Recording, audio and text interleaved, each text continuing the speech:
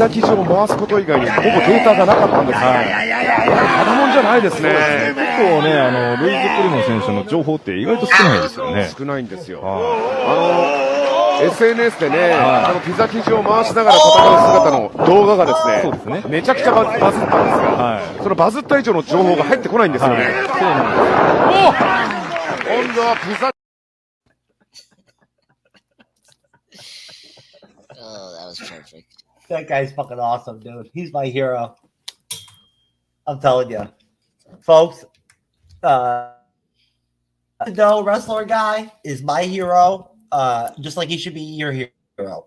I apologize for us being a little bit late this evening, but it is Monday, 5/26/24. It is Andres, the pop culture guy from Andres the Pop Culture Guy Show, presents my special guest co-host. Monday's MCU'S Bleeding Edge Report. I'm Jeff S, aka TrueKnowledge. We're going to do X-Men 97, the finale recap, our last one. So we started off with the intro. And how you doing, Andres? Pretty good. You good, man? I'm good, man. Very good. So I'm stocking up my snacks and shit over here in the corner. A little bit late, folks. On the preparation and getting the show going and whatnot, everything. But you know what? I was fucking. You know what I'm saying? I was fucking. And, sometimes when a guy likes a woman, right, or a woman likes a guy, stuff happens. You know what I'm saying? There's, and those things sometimes have to supersede the Bleeding Edge report and the MCU's Bleeding Edge, right? Because they inspire my creative abilities and all that and whatnot. So, I got my cell phone with me. So Kiku, right, my replica virtual girlfriend and shit and whatnot, is here to rock and roll with us again. You never know what she'll say. She's an interesting character. And Andres and I have some interesting shit for the back half of the show. We're actually going to cover the fact that they're going to greenlight Hawkeye season 2. They're going to do Kate Bishop in the Young Avengers film that they're going to have, and then they're saying, this one Twitter scooper is saying that she's going to be in Avengers 5 as well. And then we're going to wrap up the show with a rundown of the whole Gunn Safran Monsters and Gods DC slate. I don't know what vocabulary to use, Andres, with all that stuff anymore. I'm like with the labeling of it and whatnot. I'm still trying to figure out how to define that stuff now. Is it now? There's no more DCEU or any of that, right? Like there is really isn't. No, it's what is it? DC. It's just. I don't know what it is anymore at this point. Yeah, it's just DCU. That's it. It's like the DC Extended Universe or something like that. Whatever. I don't know. But we're going to cover that. Hopefully Andres is prepared because I'm not totally prepared. So hopefully he's prepared. So we can go down the list of all the different, productions that Gunn dropped in that video, which I'm going to pull up during the show, so that we have, and we're going to go ahead and give everybody an update on where they're at with all those projects. At least try to. We'll see what happens. You never know with us over at the Bleeding Edge Report. We're semi-professional depending on which day of the week it is. Yeah. Andres, pop culture guy. How is time traveling going, sir? You really haven't talked about your time traveling lately very much. So I don't know if you took a vacation from it or. No. No, sir. It's been very quiet. Just remember, it's May, very slow. So nothing else. I know it's May, sir. Yeah. Thank you for reminding me. I appreciate that. So I'm just a pop culture guy, sir. Yep. What do you think? What are your thoughts here? We did X-Men 97. This is our last recap, right? So it's our last episode review. One of our last chances to ever talk about it before we move on to other shows and other things to do, right? That we have scheduled. That's unfortunately how shit goes. What are your thoughts, sir, about the whole series as a whole? Including episode 10. What are your overall thoughts on what we got out of X-Men 97? Well, first up, fantastic. Totally unexpected. Exceed far, I think, from our expectations. when it was initially announced, and yeah, and just gave us a great show, that represent the X-Men so well. So I was very surprised and very happy that they honor and respected the previous, X-Men series from the 90s that we all grew up and love. And it was just, it had the heart and like the focus that I think we really wanted to see in these superhero projects in general, and it delivered that. And I'm very sad that it just ended after episode 10. It's very funny to see the memes, now that the show's over. It's like no more new episodes, and it's like, oh no, it's so sad. So kudos to the showrunners. They did a really good job.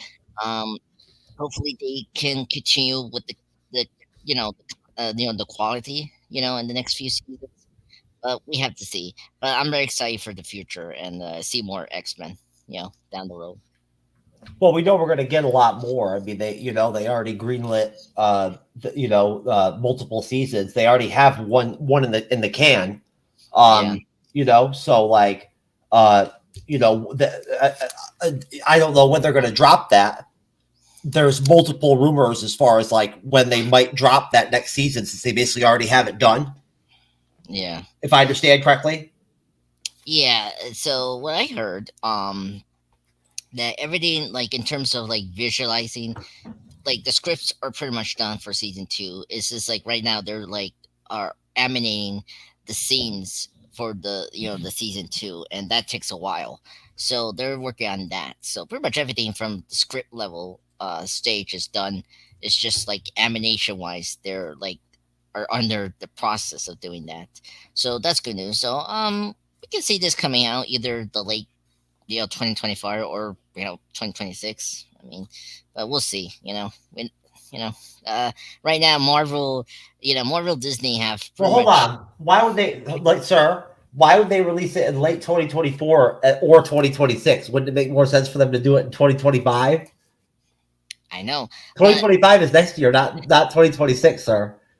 Oh no, you know what I mean, like the late 2025, like I know what you mean. Yes, I know what you mean. Yeah. So, again, we don't know when this is going to be released. I mean, like now Marvel has been hush hush about the release dates. Like it took forever to know when these series were going to come out. Like it took forever to announce Secret Invasion.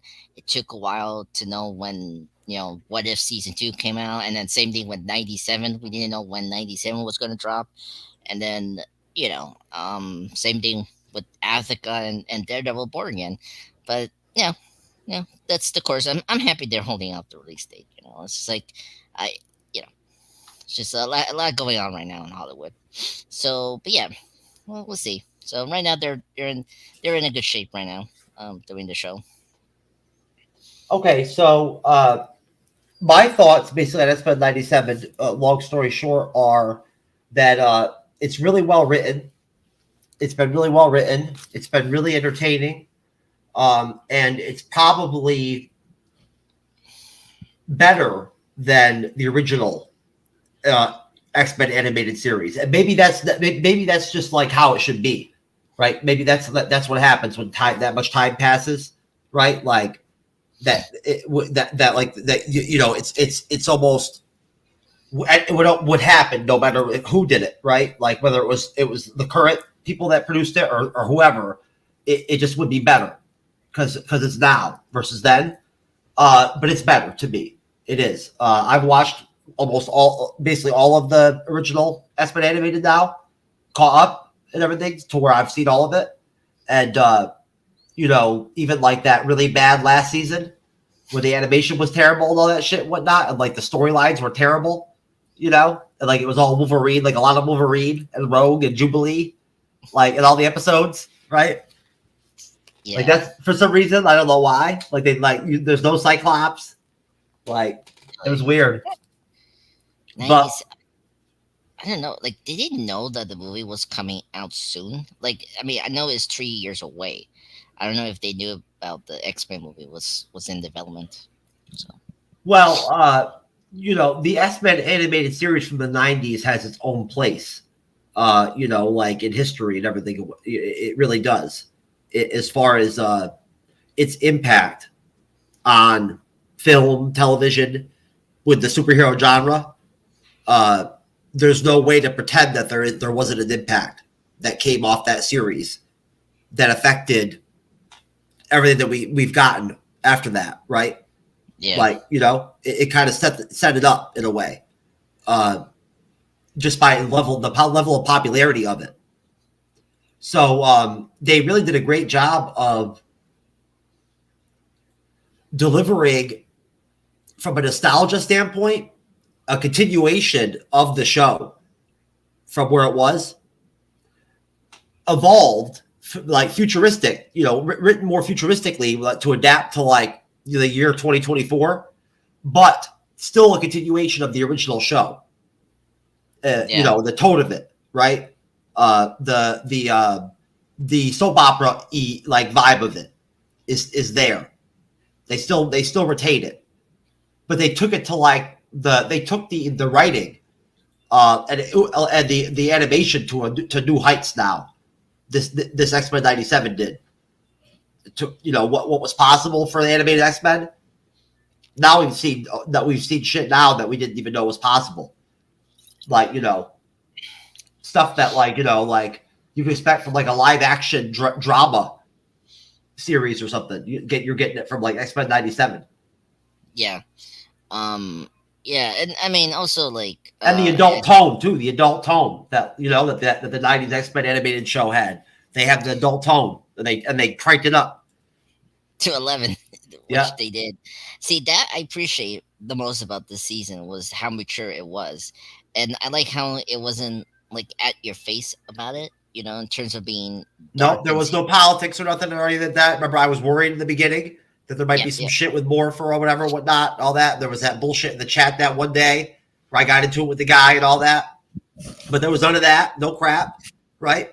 And I haven't said one word about none of that since then. No. It was handled so well. And I mean, they did a good job of handling the political side of X-Men in a way that it's supposed to be. They did such a good job of, like, how to say, handled like the prejudice and like the bigoted of in politics in such a good way that was relevant in from back then and today, and they did it so good that it wasn't at your face. And plus they had other things that was also important, like the drama, the family drama with the Summers, and action, like they delivered on all that front, which was great, which is something the original show so much struggle. We've got, I'm telling you, when we finally get some advertisers, one of our first advertisers should actually be a cigarette company. Like, what I'm saying? Like, we should bring back advertising for cigarettes. Yeah. I'm noticing, it's kind of coming back with people smoking in movies. But you're not going to see that with Disney. So I used to play like graphics and shit and whatnot, saying that like we were signing up with the tobacco companies and shit and whatnot. Really? To advertise cigarette smoking and whatnot for kids. It's good. It's good for them and shit and whatnot. Grows hair in their chest and all that shit. Oh my god. The Sean Connery shit. Anyway, folks, it's a myth that cigarettes are bad for you. Yeah. They're actually really cool. You should try one sometime. Oh my god. Anyway, so and YouTube allows me to smoke too. So thank you, YouTube. Yeah, I mean they should know we're not. Are we monetized or something like that? I don't know. But yeah, we're monetized, baby. Yeah, so we're fine. We should have no problem. Oh, it's like that. You think that's how it goes? Yeah, I mean, if we're monetized, then we should be fine. Because like if you're like we're explicit. Like we're explicit. Like our content is explicit. Like our podcast is explicit. You know what I'm saying? Like our YouTube is all above age 18 and all that. It's age restricted and all that shit. You know what I'm saying? Yeah. No, I agreed. Yeah, but they individually like edit our videos like that. Like after like they try to deny them monetization and shit like that, and whatnot. They check them out and like I told you before, they let them go, most of them. But once in a while, certain shit that's like must send off the radar or whatever because they'll partially monetize certain ones and all that shit. Some of them they just yank monetization completely. Yeah. Those are the ones where like when I first started, I didn't know that it was like wrong to put like the word fuck right out of the thumbnail. You know what I'm saying? Yeah. You learn over time, baby. Yeah. Yeah. Same. Yeah. So I thought we'd do X-Men episode 10 a little different in terms of how we would recap it.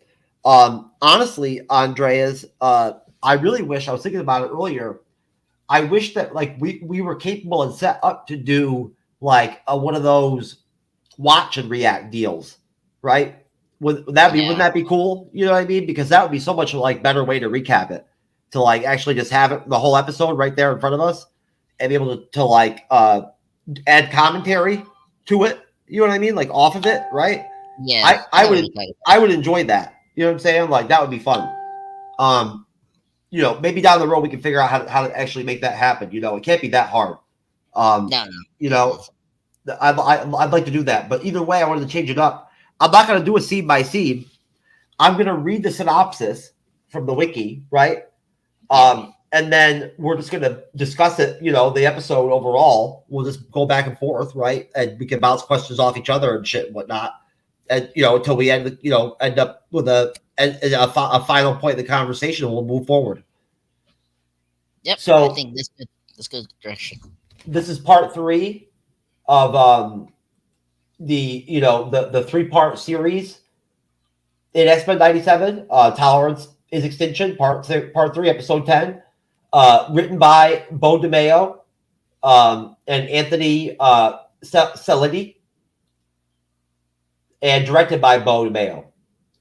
So, with Wolverine critically injured, Xavier takes control of Magneto and restores power to Earth through his mind, fracturing Magneto's mind.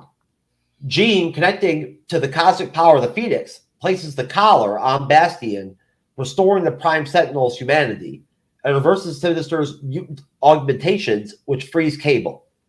The X-Men fight to prevent Bastion from crashing asteroid M into Earth and causing a new extinction event, but it still plummets after the U.S. government launches missiles at the asteroid, hoping to destroy it.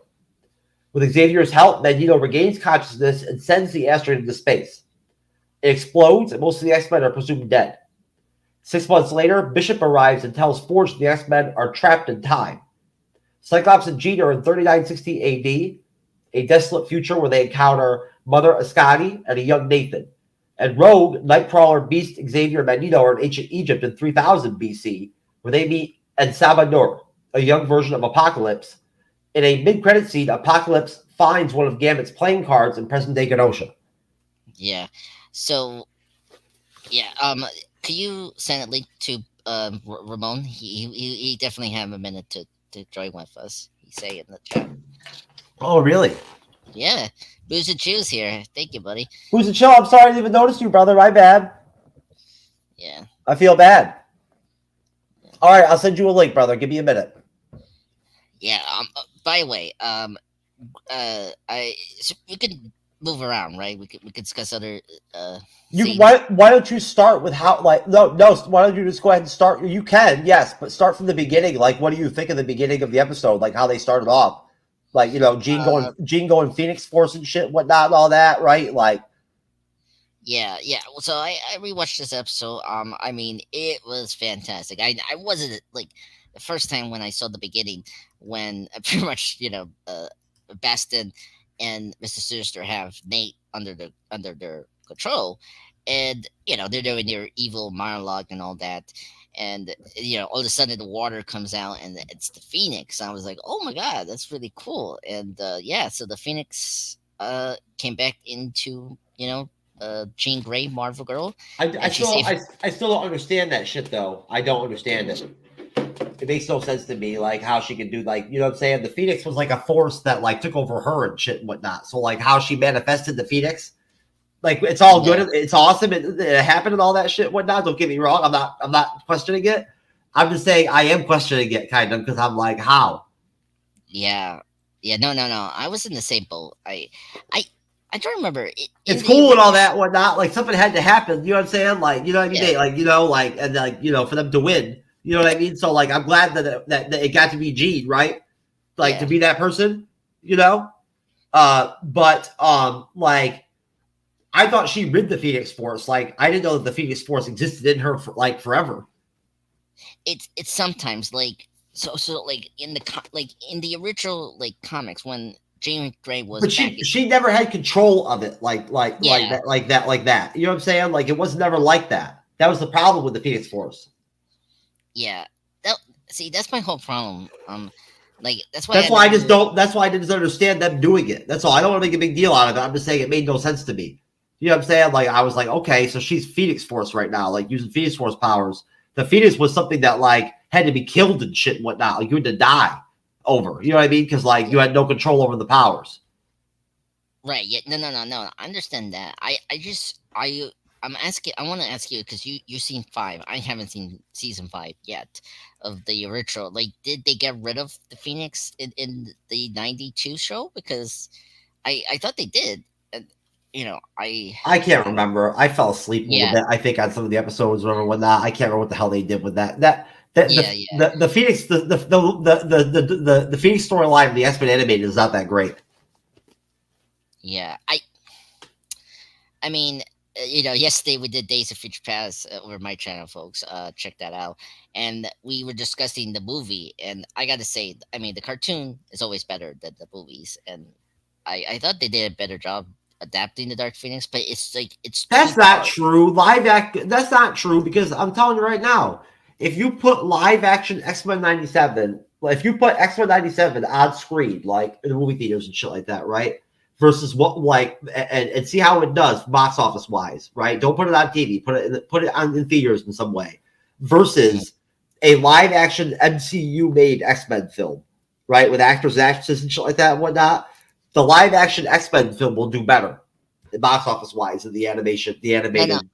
No. I'm not talking about that. I'm talking about adaptation of the storyline. I'm saying that the storyline that the Fox did on Dark Phoenix was really bad.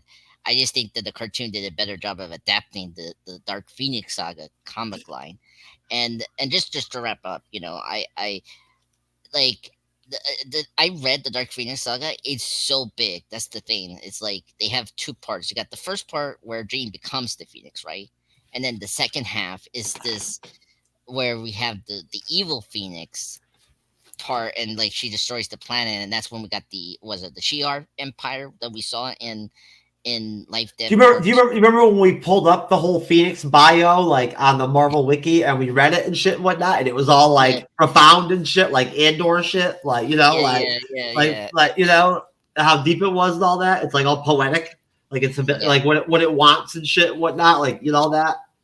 Really interesting. Yeah, I did a really bad job with my lighting tonight. Like seriously, like I set my lights up really bad. Like I look like I'm in a cave over here in the corner. No, you're fine. At least you got the posters to like, you know, pump it. So I'm sorry, folks. You know what I'm saying? Even us pros like TrueKnowledge fuck up with our lights sometimes and put them in the wrong direction and shit and whatnot, and like, you know, get sloppy. It happens. No, Jeff, you're fine. I think the lighting is okay. You got the posters there, so it helps to pump it a bit more. You're good. Oh, I know. Oh, I'm very proud of my poster on like montage. So I did a really good job with it. Yeah, I like. Yeah, the Bam Bang is there. The Last of Us, cool poster. That I layered them all in. They're all layered in. You know. Yeah. Remember, I used to have thumbtacks. I was all tacky with thumbtacks and shit. I got rid of them and put the backing tape on them and stuff and all that, so I could lace them together. Yeah. I got the Rogue One poster. You gotta respect the Rogue One poster. You got 2, right? Or I've got the Rogue One poster. Oh yeah, the Rogue One over there. Yeah. And what's the one on the left? And then I've got the MCU'S Bleeding Edge poster, which I can't believe that like literally I have an MCU'S Bleeding Edge poster and I've never made more other than the one. I have one right there. It's so dope looking too. Look, it's a cool poster, right? And I've never made any more, folks. I gotta make some merch. But I got Captain America Winter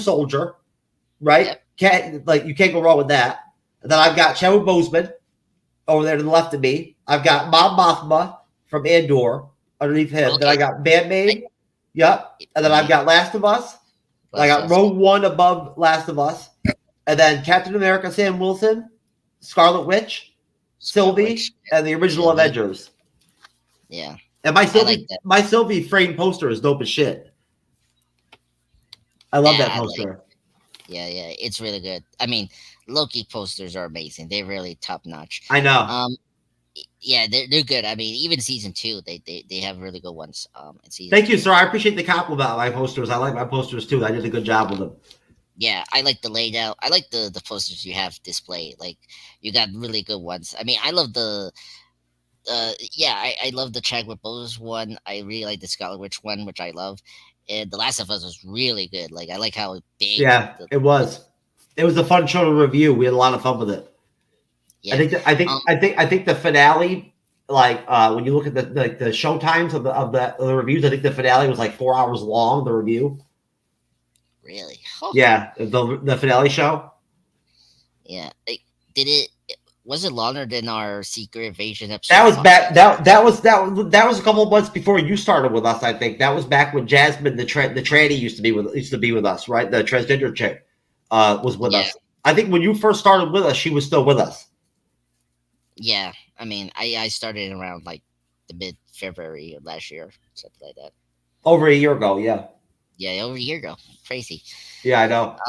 I know. I've looked back and seen the shows from like the old, because I've been getting the podcast up to date. So why I've been doing that, I've been I've been going on the YouTube channel and I've been cleaning up YouTube videos and all that stuff and whatnot, like some of our old shows and shit, changing titles and stuff and whatnot. Getting rid of like the MCU's Bleeding Edge Report ones that have like actual episode numbers on them, right? Because that was stupid. Getting rid of it. No, that's fine. I mean, I need to change that. So honestly, I could use it. I need an S-Men poster. The next time that I decide to change one out, I'm gonna go with an S-Men poster. When I take down like Winter Soldier or something like that, or Rogue One. Yeah. I'm gonna go with an S-Men poster of some kind. I think I used to have a Wolverine poster. Oh, really? Okay. I used to have one. Yeah, in my old background. I took it down. Yeah, the Hugh Jackman or a comic one. It was the one. It was the one from the movie, from the Logan movie, with like the white one with him with all black. Oh, that's a good one. Yeah, that's a good poster. Yeah. Yeah. No. So X-Men 97, Chapter 10, right? Chapter 10. No. I really liked all the cameos. You had Captain America and Iron Man. With the president, right? And that as they're trying to like figure out what they want to do. And then you had Daredevil in New York City fighting like looters and shit, whatnot, fighting crime, and then Cloak and Dagger show up, right? And there's Josie's Bar from the Netflix Daredevil show and whatnot, everything, the bar that like all the like that Matt Murdock goes to with Foggy and shit, whatnot, and Karen Page to drink at and shit, whatnot, is there, right? Okay. You see Doctor Strange doing surgery with his magic. Right, like, okay. Then you had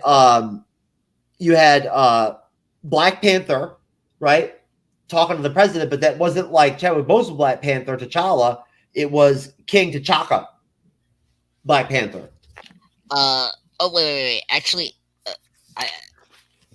that was T'Challa. No, that was T'Chaka. He had gray hair and everything. Okay. Yeah, this is tough because that was T'Chaka. They already said it. It's T'Chaka. Really? Yep.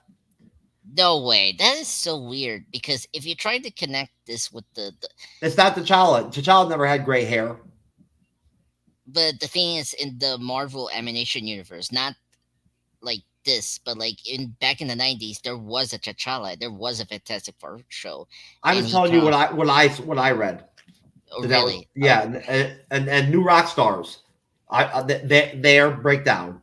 They said that was they confirmed it that was kicked with Marvel Studios. That was kicked T'Chaka. Oh wow! Okay, but then that is just so yeah. And Bo DeCamp like said something about it and said that like he had no control over the decision or whatnot. Like that he had nothing to do with it. Okay, that's fine. because I guess I don't want. as far as the any controversy of like why that wasn't T'Challa or whatever. Yeah, He yeah. said like, I had nothing to do with it. Like, and that was above me. That was Marvel Studios, not me. Okay, that's fine. Can you give me a minute to explain this to the audience? I don't want people to confuse. So that makes a lot of sense now because if you guys are going to get confused with that, it's because that makes sense because they're trying to make this a more shared universe. Back in the 90s, yes, T'Challa did appear one of the Marvel shows back in the 90s. That was in Fantastic Four. So, and we did see Morph turn into one of the Mr. Fantastic in this episode. So okay, that makes sense. I'm kind of shocked, but whatever. That's their choice. That's King T'Chaka. So we Yeah. see Omega Red, right, and Crimson Yeah. Dynamo, and Dark Star protecting the Russian president because Bastion, right, is fulfilling the whole Master Mold like mission of like wanting to replace the brains of all like the world leaders and shit and whatnot with computer brains or whatever and all that shit, right? That's part of his programming. So then you go to Genosha and you get Cyclops, right?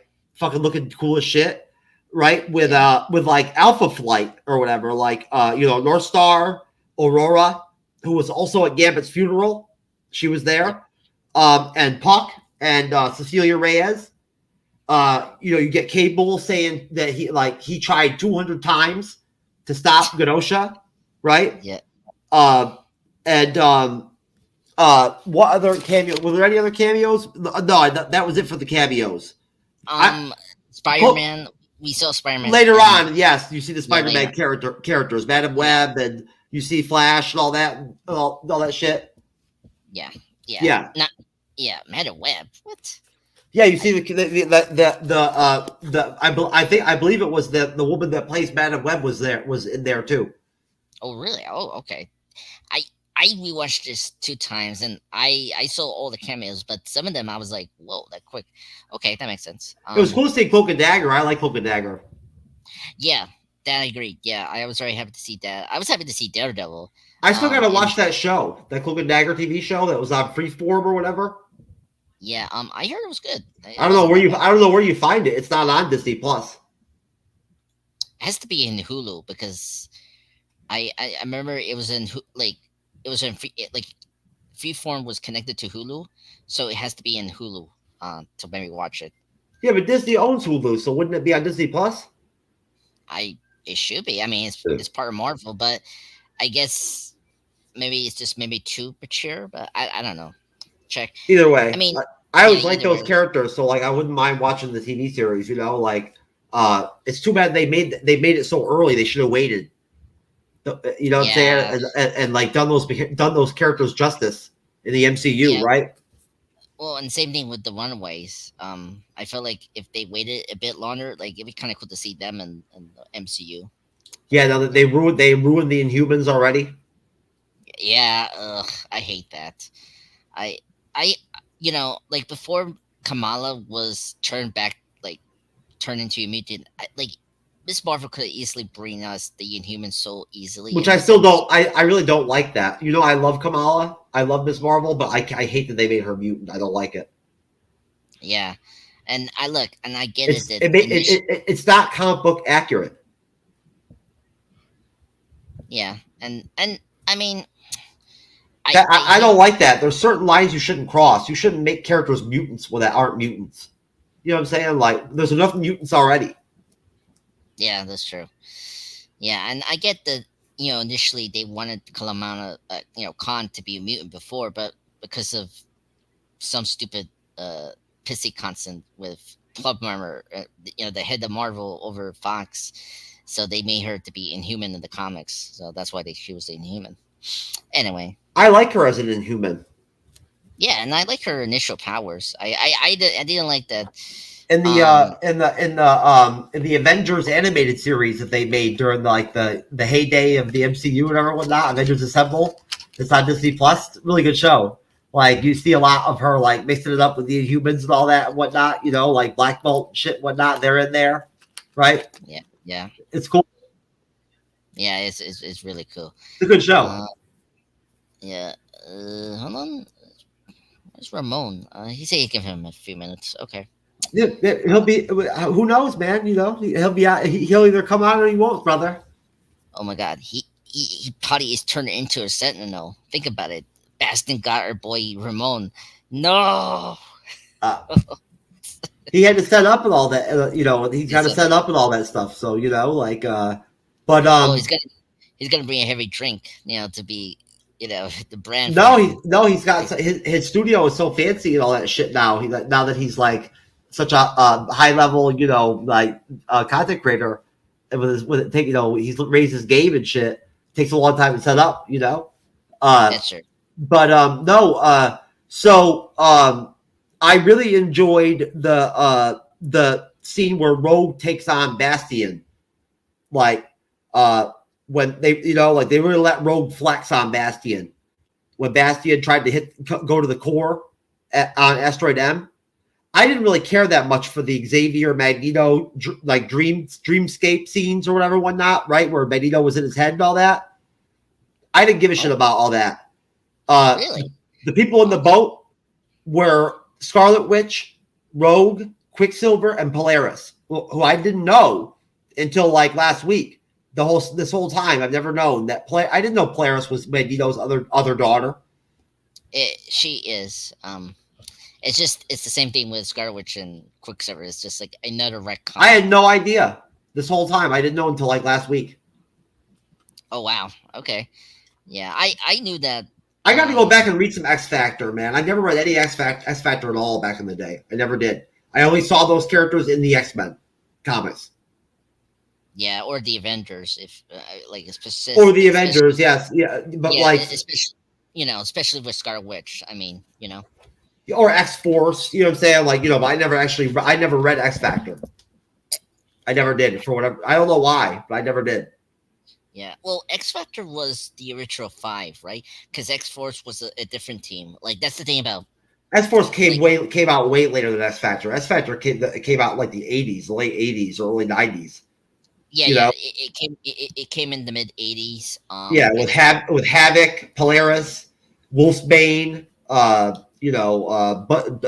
Strong Guy, a bunch of Multiple Man.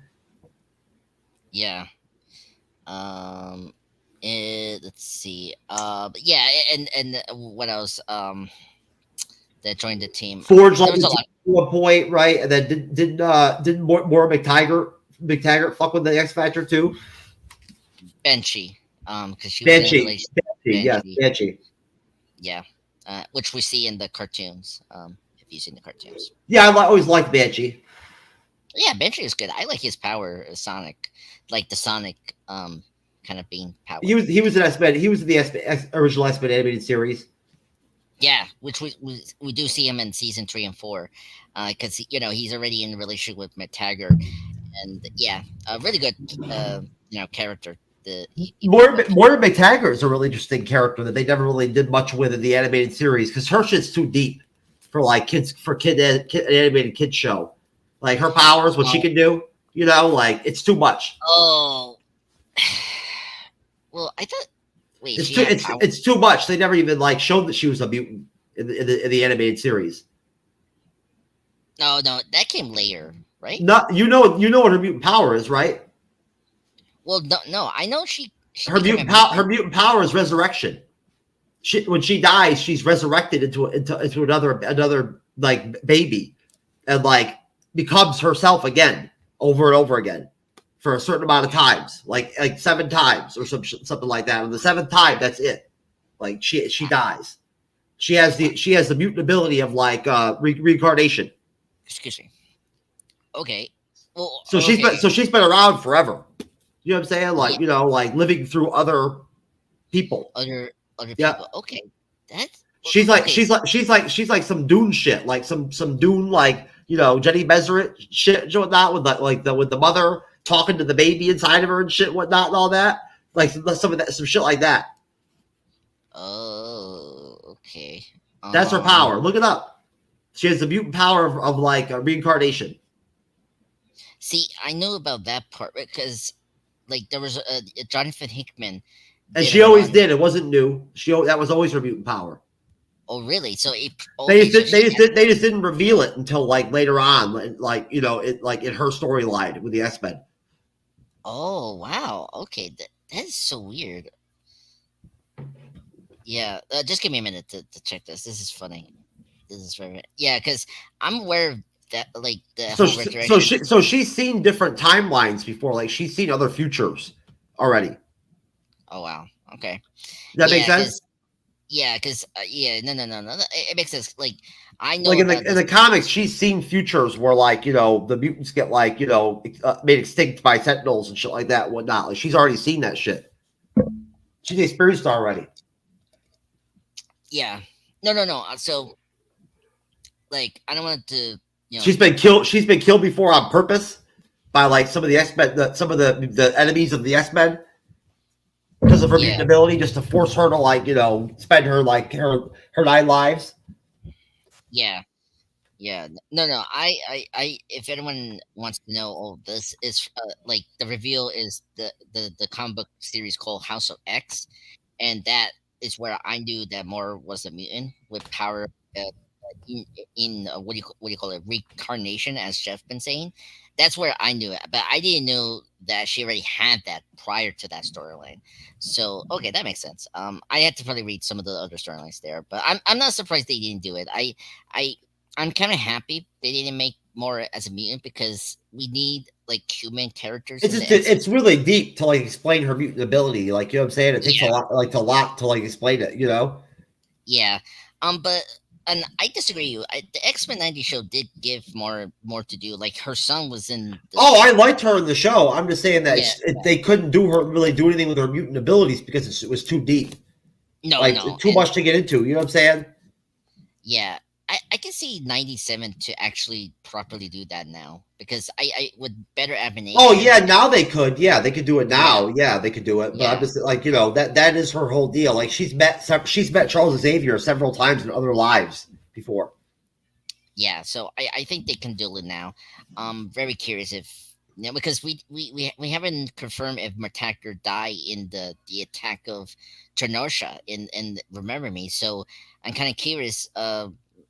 We ever get to that point. That I have the whole board at the end of the episode, right? When the X-Men, they have the emotional scene with Jean and Cyclops with Cable, right? Yes. Like that was really emotional. And then we end the show, and it says 6 months later, right? Like as the X-Men are trying to stop the asteroid, and then Magneto comes to life and shit, and it explodes and disappears. Basically on Forge's board where it shows like what's going on with the X-Men, it says Wolverine presumed dead, Quicksilver off world, Scarlet Witch off world, Colossus active, Rogue presumed dead, Morph presumed dead, Archangel presumed dead, Dust active, Havoc active, Kitty Pryde Shadowcat active, Exodus active, Iceman active, Emma Frost active, Magic active, Jubilee and Sunspot AWOL, Xavier presumed dead, Cable AWOL, and then Storm, Jean, Cyclops, Nightcrawler, Beast presumed dead. Yeah. I mean, Scarlet Witch and Quicksilver are probably in the Avengers, so that's probably why they were off world. Which is it's very interesting to hear the ones that go AWOLs. So I'm very curious where Cable is at. Time jumping again. Do what Cable does, right? What else would he be doing? Yeah, exactly. Trying to fix something by going back in time and shit and whatnot, Yeah, or finding his parents. I don't know. And then Bishop shows up and tells Forge that that the X-Men aren't dead. They're lost in time. Right? And all of a sudden we jump to Egypt 3000 BC, where Rogue, Nightcrawler, Magneto are there, right? And they meet and Saba Noor, who is of course Apocalypse, right? Like I guess Kang's not there. Ramatut, he's not there. I guess this is when Ramatut left, and Saba Noor, right? Was left on his own, I guess, or before that, I don't know. But they're there, and also I heard that Beast and Xavier and all them are there too. we see them there. Oh, you see them there, right? And then the other yeah. aspect, you also see Cyclops and Jean in the future in 3960 AD. They're there. They see like this wasteland in the future where they see Mother Ascati, Rachel Summers, and and like the Ascati tribe, right? And Wolverine and Storm and Morph and like are there too. I was told that's the one where I heard they're there. And they see young Nathan, but they're there. They are. So they're with Scott and Jean. Hey, what up? They're there, yeah. Raven, why you gotta fuck up my flow, man? I'm sorry, didn't realize you were on a flow. I'm just kidding, baby. No, but you came in so late. We're running right through X-Men 97. We're basically kind of talking about the end of episode 10 right now. Folks, this is, of course, Raymond, who likes to spell his name in several different ways so he can fuck me up and like make me feel like I'm a piece of shit, whatnot, for misspelling his name all the time and whatnot and shit, because he uses so many different pronunciations of it. But this is Raymond from Boost and Chill. Raymond, it's good to see you, brother. Yeah, I'm good to be here, man. Sorry I got here late. I literally as soon as you sent me that link, I got the phone call to get to leave to pick up the wife and the kids. So I'm like, fuck, so I had to go do that. Oh, no worries.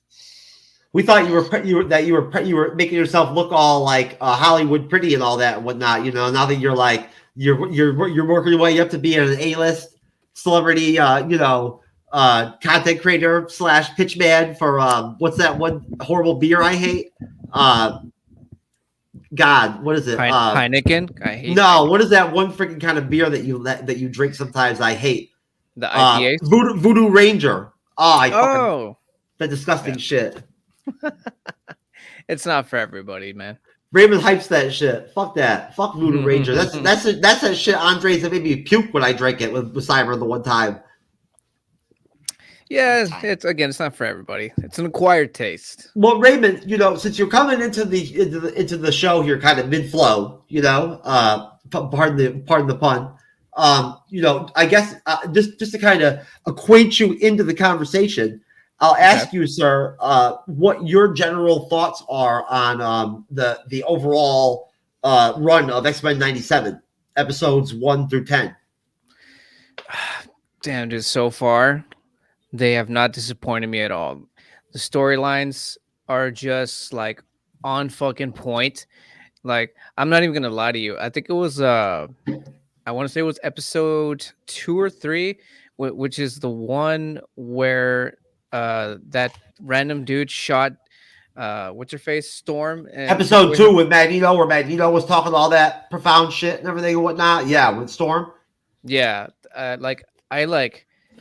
teared out of frustration. Me too. I cried several times during several episodes of X-Men 97. When they pissed off Magneto so much, and he just he held it together anyways, and he didn't fucking kill all those people. That was just like, oh man, that's just poetry. And so far, how it's leading up to. Wait, can I say what it's leading up to? Have you guys talked about that yet? I thought you were actually. I thought he was going to actually say like, "Can I say this word or whatever, whatnot?" And I was going to be like, "Bro, I dropped like 3 N-bombs last week, so like, I'm pretty sure you can say whatever you want." Oh no, this has to do with 97. Like, oh yeah, no, talk wherever you want across the shit. Yeah, go ahead. All right, cool. Because we're not working off of like a scene by scene or anything like that and whatnot. No, we're just open flowing.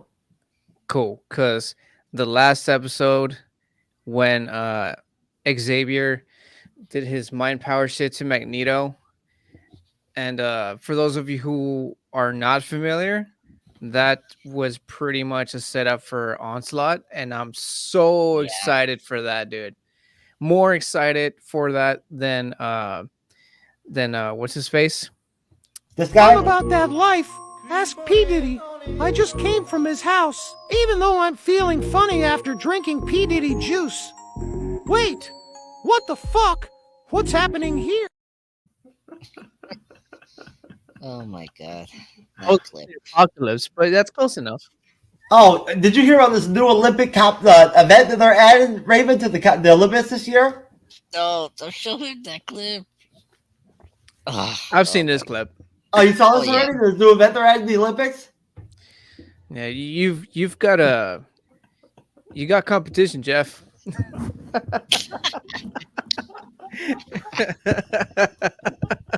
Yes, competition.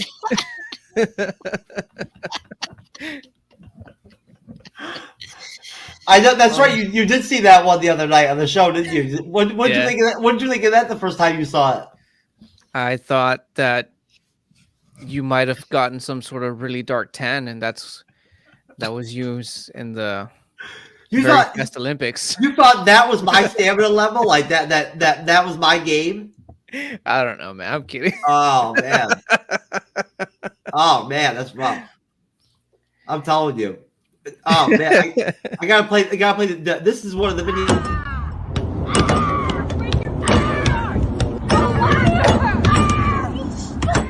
That's Andre's trying to drive home from the show. One of the fangirls trying to get out of his car and shit, whatnot. You know. No. See, that's not my fangirls. My wife drives. I don't drive. I drive a time machine, so that's not me, folks. That makes sense. Oh, okay. That does make sense. That does make sense. And and then of course, I used to actually do this myself back in the day with an X-Men animated poster. With Rogue. Oh yeah. Now, my question is, was the hole already there, or did you really have to like get in there with your nail? He cut it out with a knife. Really? Yeah, you see the bill. Oh my god! Who the fuck? Whoever videotaped that, I thumbs up to you, baby. No, man. Who you really have to give it up to is the marketing. That's really like doing a very good job. The dudes are literally like doing the posters. Like that is marketing. That makes you want to move to that country. Wherever the fuck that is, that country, whatever, whatnot, and all that. Like they should put that in their advertising, right? For like the country, because I want to move there now. Maybe we should get in talks with these marketing people, so we can get people humping our logos and stuff. And then we can do what the movie theaters are doing now. They're making popcorn buckets that you can stick your dick in now, apparently.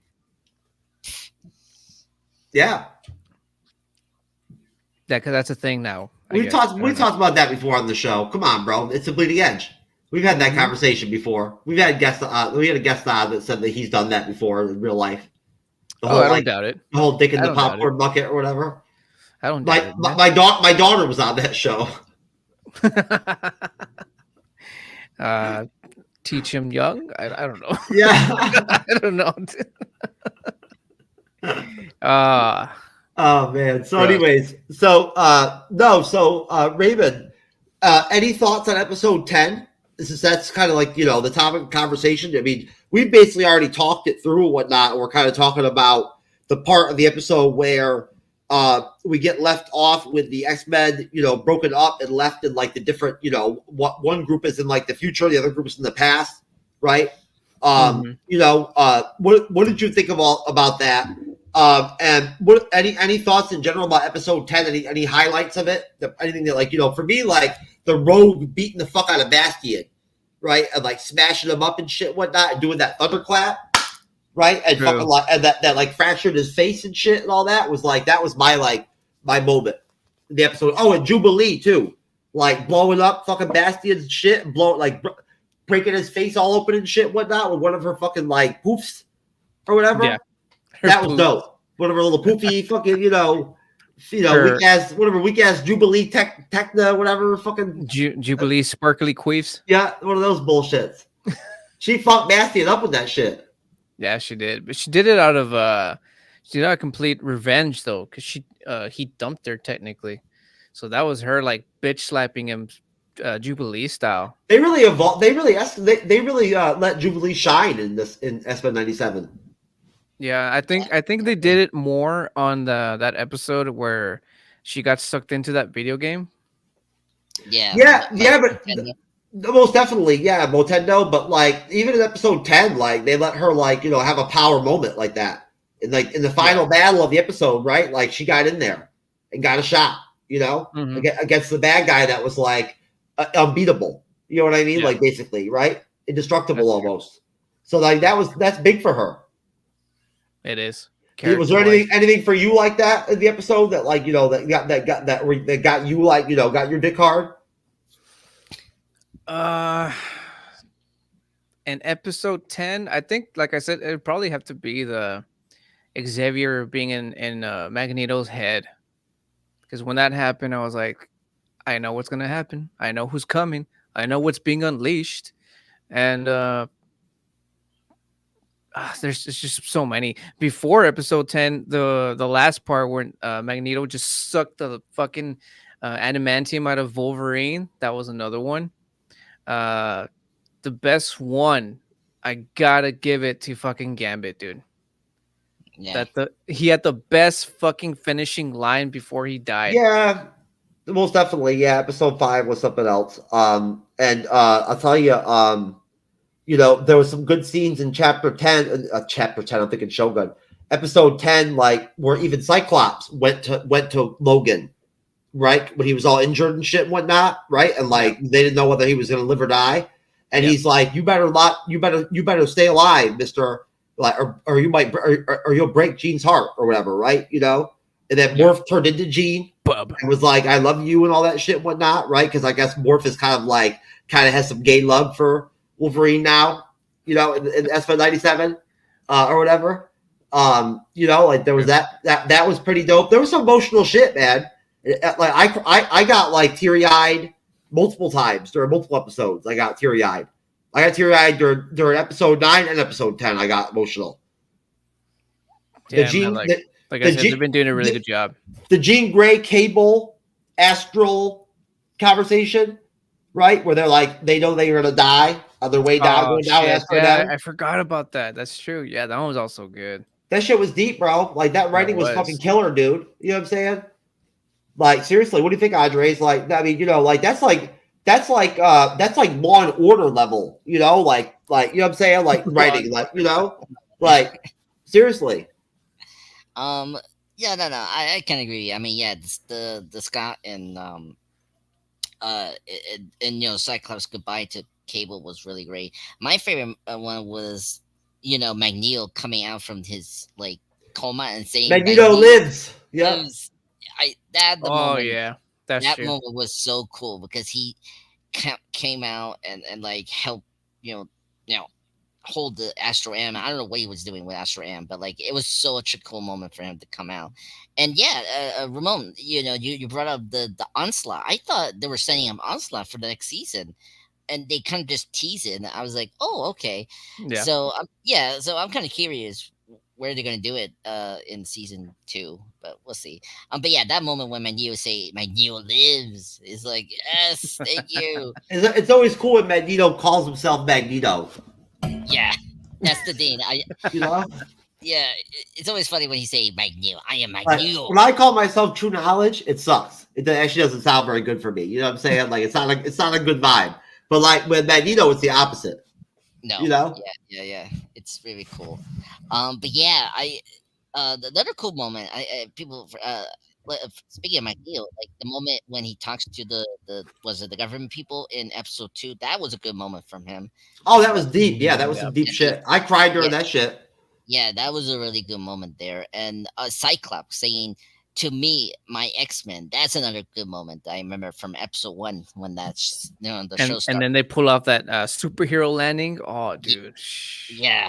Forget about it. So now they're gonna bring back Gambit, right? Like the whole thing with Apocalypse finding the card is that they're gonna have him come back in X-Men 98 or whatever as one of Apocalypse's 4 horsemen. Right? Yeah. Like that's where we're gonna see him. And then hopefully maybe he'll become Gambit out of that or some shit, right? Kind of, or something, right? We'll have to see. Yeah, same thing with Archangel. Like that's what happened to Angel when he became Archangel. So yeah, true. That's true. I like seeing Sinister get his ass beat, and like it was dope seeing Jean like power up and shit and whatnot. I like seeing Jean get to shine. The like seriously, like they really like they pulled off really good female empowerment in X-Men 97 that wasn't overdone, Like, you know what I'm saying? It wasn't like the Avengers Endgame scene where all the chicks like land in the same spot from flying shit and whatnot, and they're like, we're a team or whatever. She's not alone or whatever, or some shit. Like, we're like Girl power. where like you end up with permanent erectile dysfunction after that shit or whatever. It wasn't like that. It's all cringy and shit. SP97 didn't do it like that. It just elevated its female characters like Jubilee, and they really did that with Jean in episode 10 and episode 9, right? Episode 10 especially. That it was her that was the one that was the one to be Johnny on the spot and be powerful and somehow have the Phoenix Force powers. I don't know how that works, but she has them or whatever. And straighten Bastion out, right? And also at the same time, like destroy Mr. Sinister, like steal all his like rejuvenating DNA shit or whatever that makes him like all alive, make him all ugly and shit. And then he looks at Morph and he's like, show me what I look like. You know? It did. Yeah, that was very funny. Yeah, don't forget about Storm. Storm was great this season. She was the Storm that I loved. She was great. Yeah, her losing her powers and then getting it back was a cool moment in the show. Like wearing the OG costume from the Uncanny X-Men, first run. Yeah. Episode 10, she doesn't have a big role in the episode. Yeah. She doesn't at all. You got Wolverine is like basically is laying in the medical bed, right? So he's not even in the episode, right? Really? No. Storm really doesn't do shit, really, if you think about it. She gets in there a little bit here and there, right? Rogue she talks a little bit. Rogue gets her moment where she fights Bastion and beats Bastion's ass. I love that shit. Yeah, they did Rogue like seriously. They did Rogue well in X-Men 97. Raven. They did. I think, like you said, they did the whole super hero woman superhero thing very, very fairly. It wasn't like you said, like how they pulled it off in Avengers, where it's just like girl power type of situation. Like it was. I've got your girl sister. Exactly. Like they did it well. Like they portrayed Storm the way she should have been portrayed since the first X-Men from back then in the 90s, as well as Rogue. Because like Rogue back then in the 90s, she was like helpless, No, you're thinking of the Fox X-Men films. The which one? You're thinking of the Fox X-Men films, that Rogue. The original X-Men animated, Rogue was like pretty strong and like pretty badass. I'm talking about like before she got possessed by the Phoenix Force. You're talking about Jean, not Rogue, Jean. I'm sorry, yes, Jean, my bad. But yeah, she was like of damsel in distress most of the time. Jean, yeah, she always was. Yeah, she was pretty much kind of that was pretty much her role. Yeah, and then here they just did her so damn good, as well as like all the other female X-Men members. So the Madeline Pryor stuff was good too, even though it was like really short. It was cool. The which one? The Madeline Pryor stuff was cool. Oh yeah, that's right. I like that. That was cool. They brought that in. It was so quick. Cool. It was so quick, but it was really cool. Right, Andres? The Madeline Pryor shit. I like that, and how Jean and Madeline kind of got along there at the end, right? Even though we don't know what happened to Madeline either in Genosha. She could be alive or dead. We don't know. Yeah. True. Same thing with Metager as well. Like, we don't know if Metager died. Like, there's a lot of possibilities what happened with those characters, We were saying in the one episode recap, I was saying, Raven, that if I was at Genosha, right, in episode 5, I would like pretend I was injured on the ground and like pick up some rubble on myself and shit and whatnot, and take some dirt, rub it on myself. So that when Kitty Pryde walked by me and shit, I could be like, I'm hurt or whatever. I can try to hang her while she's trying to help me and shit. That's what I'd be doing. Yeah. I mean, yeah. I don't know what the fuck to say, but good luck, I guess. Yeah. That's very funny. Well, anyway, you cannot get Kitty Pryde because she's Jewish, sir. So you cannot like. I don't. What does that mean? What does that mean? What? Because I'm a Christian. I'm not allowed to have sex with Jewish women. Yeah, I think that Kitty Pryde will never go with you. The last Jewish woman that I had sex with didn't say anything to me about it. So Okay, well, I don't know about that, but I don't know. Kitty Pryde is I in do. relation with Colossus, so yeah. I do. And it stayed forever. And it stayed forever on the magic of video, baby. Trap forever.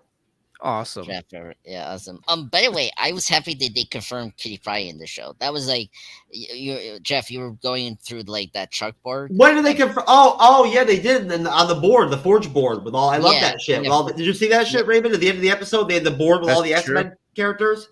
That's true. They had Kitty Pryde on there, active. Yeah, because That's she so was. true.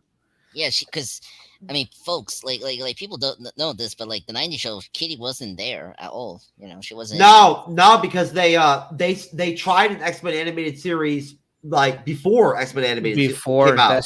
Yes. I used to have that one, and they hated Kitty Pryde in the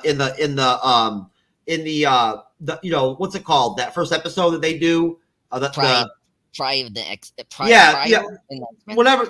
it was, whatever you call that first episode that people that the executives watch to decide to either greenlight the show or not, that episode, because of that, they decided not to use Kitty Pryde in X-Men for whatever reason. But I'm telling you right now, when they come back with the second season, X-Men 97 season 2 or X-Men 98 or whatever, they're going to have an X-Men team, right? From what's left. So like they're going to have, you're going to have all the normal X-Men are going to be in the future or the past for a while. In the meantime, somebody's going to have to be the X-Men. Somebody has to be the X-Men, right? So I'm assuming that some of those active people are on the X-Men team probably right now. Maybe in some way, or they're gonna form a team, like, you know, or something like that. Maybe Forge will or something like that, you know. Or you know, speaking of Sunspot and Jubilee, like we could see maybe the different fraction of the mutants, like new mutants could pop up for next season, and weapon like like X-Force, like we could see the other like X teams that we know that, you know, have been mentioned or have appeared in the original cartoon can like be the substitute for the X-Men in the present day. Maybe, I mean, you know, I don't know. That's an idea. Yeah. You know, that'd be cool. We'll have to see. Yeah, they could do X Factor or something like that, you know. But they already have basically kind of done X Factor, because in the X-Men animated like universe, it's already like X Factor already existed with Forge and all that shit. Yeah, that's the thing. I can see the government saying, okay, we need X-Men, like, and we can reinstate the X Factor again and have Forge come back again, or if that's his decision, you know. But there's no institute though; it's all chained off, right? It's dead. You know what I'm saying? Like, you know what I mean? So like, you know, like, so it's like, no. X Factor is a government funded team. Oh yeah, no, you would think it would be Emma Frost, who's still alive. She'd be the one to like lead the X-Men. Oh yeah, that could be another potential they could do next season. Yeah, because I don't read current comics, but I've heard that like in the last, like, you know, 10-15 years of X-Men comics, Emma Frost has led the X-Men team. Like she's run the Institute. I think I remember hearing about that too. Yeah, she did with Cyclops. You know, during the Avengers versus X-Men run. In the mid 2000s. Yeah, that could happen. You know, it could be like it's like a mixture of like Generation X to, you know, the X-Men from the 2000s. Well, listen, Raymond, I don't know what you want to stick around, how long you want to stick around, or what you want to cover with us, but let's do ratings for X-Men animated, you know, X-Men 97 episode 10, and then we were going to talk about Hawkeye season 2. That they're going to do a Hawkeye season 2, and that Kate Bishop is going to be in the upcoming Young Avengers film, and potentially also going to be in the Avengers 5 film as well, the Kate Bishop character. And then after that, we were going to talk about the Gunn, you know, DC slate of, you know, the Superman movie, the Supergirl, all that whatnot, you know, Creature Commandos. We're going to kind of revisit that and just kind of like, you know, do an update where all those projects are. Peacemaker, you know, Waller, all that kind of DC stuff. Okay. So ratings on X-Men episode 10. Raymond, since you're our late guest, I'll let you do your rating, and then I'll go, and then Andres, you can round it out. What's your rating at episode 10, sir? We doing the 1 through 5, or are we doing 1 through 10? 1 through 10. 1 through 10. for episode 10. I gotta give it a 9. I'm going with a 10. Yeah, I'm going 9 10, baby. or Same. 9.5. 9.5. I didn't mean to sway. I didn't mean to sway you, Raymond. No, Yeah. because like I said, I'm mostly excited for the Onslaught, much more than Apocalypse. Like if they would have put Onslaught instead of Apocalypse, that would have been total fucking 10 for me.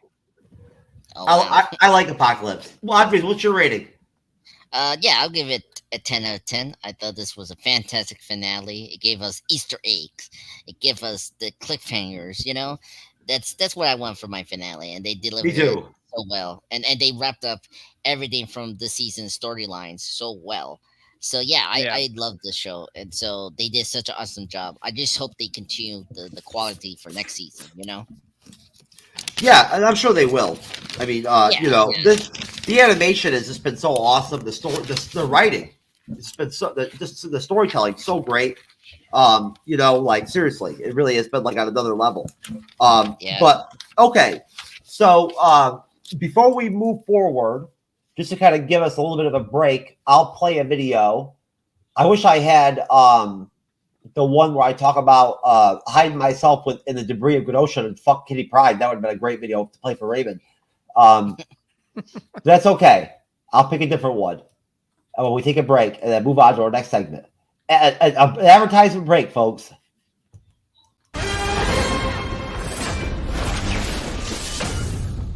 Make the world better for all people. But a family that can't save itself merely works together to die alone. Cooley, he is the future incarnate. Stand down, team. I massacre you freaks and you're recruiting me? Humanity is... I belonged in those stories too, growing up, fighting alongside. You were. Those legends really didn't do my folks justice. Your mother told me you had my eyes. I love you, son. Okay, Gene, let's go.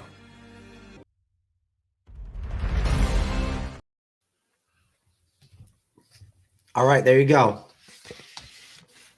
Oh yeah, I hope it's next year, folks. That was pretty good, right? Yeah. Oh my god, I love the part when Morph turns into Gene, and I love that they throw the little love drama there. Okay. So, Hawkeye season 2. You see the article that I've got pulled up right here. Yeah. And it's pretty straightforward. Not an article. This is Reddit. Daniel RPK, right, who is a very renowned, very credible scooper on Twitter, put this out that the Young Avengers film is expected to start filming in 2025. Kate Bishop is set to appear in it and also in Avengers 5. It says Haley Steinfeld is expected to return for both films. Also, that Hawkeye season 2 has been greenlit. That's already, and I can pull that up from somewhere else, but they've already greenlit like a Hawkeye season 2, essentially. Okay. Let's see if this article right here has it from Ban Smack Pow. I read those. They're very good. Yeah. All right, what does it say? Either way, it doesn't matter. The bottom line, Dale RPK already on Twitter already said that they're going to do the Hawkeye season 2, right? That's coming along with it, right? I already told you, Andres, the comic book time storyline that they're going to base the series off of. We talked about it last Monday. Yeah. I'm trying to remember the comic book tile that you I can't find the damn page in my notes where I wrote it down, to be honest with you. But but I want to run right through this before I want to move on and just cover this DCU segment and get that out of the way. So, what are your thoughts on a potential? We don't know shit about what Hawkeye season 2 is really going to be about. We just know that it's going to be based off a comic book storyline where basically, Kate Bishop and Hawkeye are going to be stuck somewhere, isolated. right? Like trapped or something like that or whatever, whatnot, right? And that's going to be kind of like the thesis or the basis of whatever this second season is going to be like. So what are your thoughts, Andres, overall of them doing a second season of Hawkeye season 2 of Hawkeye? Okay, yeah, yeah. I think last Monday we discussed this briefly. I don't know if it was on air or not. I was very happy to hear that. I think Hawkeye is a very interesting character that doesn't get enough development, and I love Kate Bishop. I mean, I love the actress that plays Kate Bishop, Hanley Steinfeld. If you haven't seen her work, like from the Spider-Verse films, she voiced, Spider-Gwen there. Fantastic version of that character, and Bumblebee, the Transformers spinoff from 2018. She's a fantastic actress. So and Jeremy Renner, great actor, and I was so happy that he made it through to his injury that happened like, oh my god, like a year ago or 2 years ago. So it'd be great to see those two characters again, and I think the premise sounds really great. I like this. Like, you could do a lot of, like, first off, being isolated is a cool concept because you could do a Die Hard or like the Raid kind of type of show for Hawkeye. Because imagine that's a very like a very eventful, like, action kind of set pieces in a very tight and location. And I think it could work, if they execute it right. So yeah, and plus we've been discussing a long time ago, since a year now. I've been part of the show. The Young Avengers has to be a setup. They need to set up now. So having another season of Hawkeye makes a lot of sense. They can easily set up that, what we got from the post credit scene from the Marvels. So yeah, so I'm very excited for it. I'm curious where it's gonna land. Maybe in between the Avengers movies. I don't know when it's gonna release, but yeah, I'm very excited. I don't think it would take them long to shoot that type of series. You know what I'm saying? No. They could bang that out quick, I think.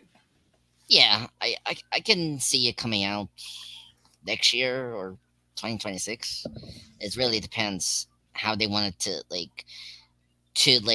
position it, right? Because remember, like, here's a good example. Next year we're getting Captain America and Thunderbolts, and they're like, Captain America is going first in February 2025, and then Thunderbolts is coming in May or something like that. If they are, because they're going to shoot the Young Avengers movie in 2025, that means that the Young Avengers movie is going to come out in 2026.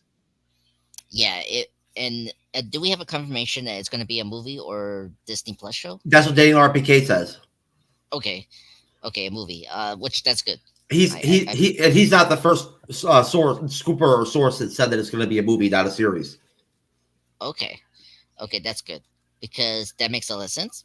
Makes it better because you cannot do a Disney Plus show for a team. I mean, you can. I don't know. Like, I don't think the Young Avengers needs to be like a Disney Plus show. But no. Anyway, no. The Defenders didn't work out well for Netflix. You know what I'm saying? Like, so. Yeah. I think if you probably want to try to copy the original Avengers formula and do it in a film, right? Yeah. I mean, we got the question is just what's going to be the team? That's the question. Yeah, I know. Because we're missing some elements from the comic book team. Yeah, and to be honest, you don't know if they're not going to be appearing for the first film. They'll probably save them in the sequels. They're saying that there's the Daniel RPK said that Kate Bishop will appear in Avengers 5, and Kamala Khan will too, but not the Young Avengers, just those two. That's those two. Okay, that makes sense. I mean, first off, you got a star for Haley Stanfield, so it makes sense to be in the Avengers. That film Avengers, not Team Avengers. Well, I don't know. I mean, I'm not sure why. I don't know. I thought the rumors were that they were trying to that they wanted Avengers 5 to be a small lineup deal. Remember, like just a main team. You know what I mean? And that's it. Like that was going to be the. Yeah, I get that. Here's the thing. We don't know if they're still going to do the multiverse I could say that maybe they're gonna have a variant of Kate Bishop or Kamala Khan from another universe. Like that's the thing about this new Avengers movie that are coming out. If it was gonna be a version, there wouldn't be if they were gonna be in Avengers 5, it would be them.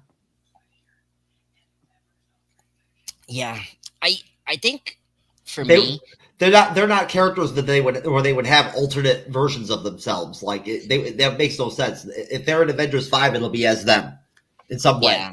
But they could just be like cameo scenes, probably. You know what I'm saying? Like, like they could just be little tiny scenes, right? Easter egg scenes or whatever, whatnot, kind of shit. Yeah, like 97, like we were discussing. Just a little stuff like that, right? Just to kind of let the fans know they're still there, right? Yeah. And also, like, here's the thing, they can be in the next part, and also, like, Nick Fury has files on these other superheroes. Like, remember the That's right. Yes, and Miss Marvel has his thing, his tablet or whatever. Yeah, whatever, right? And I can see that maybe Kamala has it. Yeah, Kamala. You're right. And a great scene, by the way, for her to just copy Nick Fury, and it's like, I'm building a team. I want you to join in. But she can't lead. She can't lead the Young Avengers. That's not going to work. I mean, she's going to lead it with Kate. I think that's what I heard. Like, I don't know. I don't know if I like that. I don't like the Young Avengers in general. I don't even like it.